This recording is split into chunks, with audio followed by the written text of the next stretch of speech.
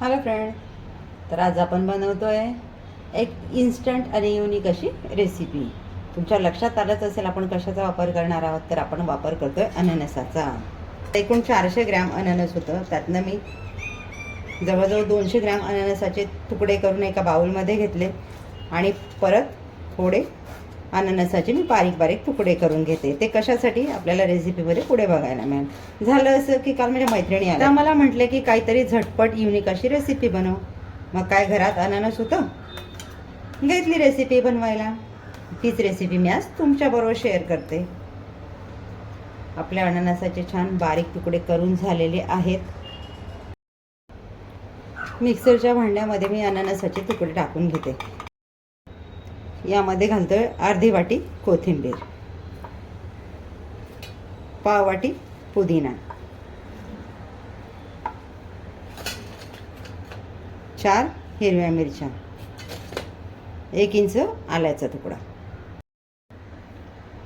यात घालतोय 3 चमचे ओलं नारळ. इथे शक्य असल्यास ओल्या नारळाचाच वापर करा. हे सगळं आपल्याला आता मिक्सरला वाटप करून घ्यायचं. यामध्ये इथे मी डाळ्या घालायला विसरले. 1 चमचा डाळ्या आणि 2 चमचे साखर. आता पुन्हा आपण हे मिक्सरला एकदा फिरवून घेऊया. आपलं छान वाटप करून झालेलं आहे. ते आता मी एका बाउलमध्ये काढून घेते.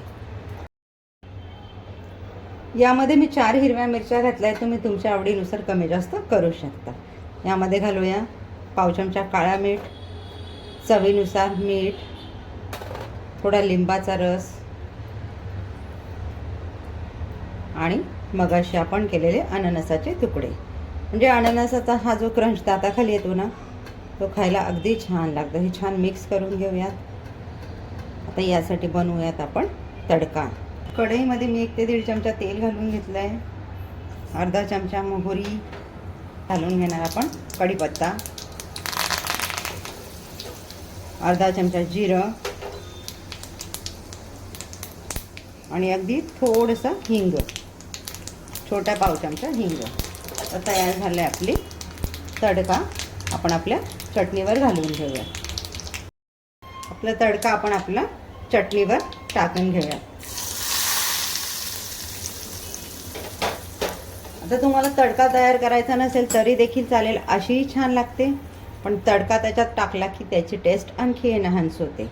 एकदा छान आपण मिक्स करून घेऊयात. इथे मी तुम्हाला ओल्या नारळाचा आवर्जून वापर करायला सांगितलं. सुकं खोबरं वापरू नका. त्याचं कारण हे की ओल्या नारळाचं जे टेक्स्चर आहे ना क्रीमी, ते चटणीबरोबर खूप छान लागतं.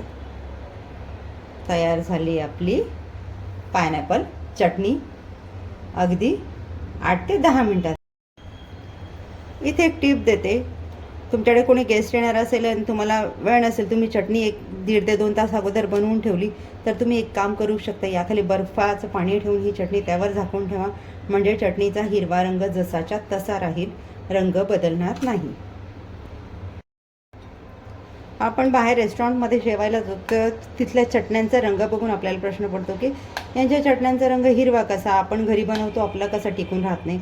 त्याचं कारण हेच की ते बर्फाच्या पाण्यामध्ये या चटण्या ठेवतात, म्हणजे त्यांचा रंग तसाच टिकून राहतो. तुम्ही तुमच्या मैत्रिणींचं चॅलेंज स्वीकारा. ही रेसिपी रेडी करा. टेस्टी चटणी त्यांना खायला द्या आणि त्यांची वाहवा मिळवा. झाली की नाही मग अवघ्या 8 ते 10 मिनटात आपली चटणी रेडी आहे की नाही. इन्स्टंट आणि युनिक रेसिपी. अशाच नवनवीन व्हिडिओसाठी असनाच किचनला लाईक, शेअर, सबस्क्राईब करायला विसरू नका. बेल आयकॉन दाबायला विसरू नका. भेटूयात पुढच्या व्हिडिओमध्ये छानशा रेसिपीसह. थँक्यू.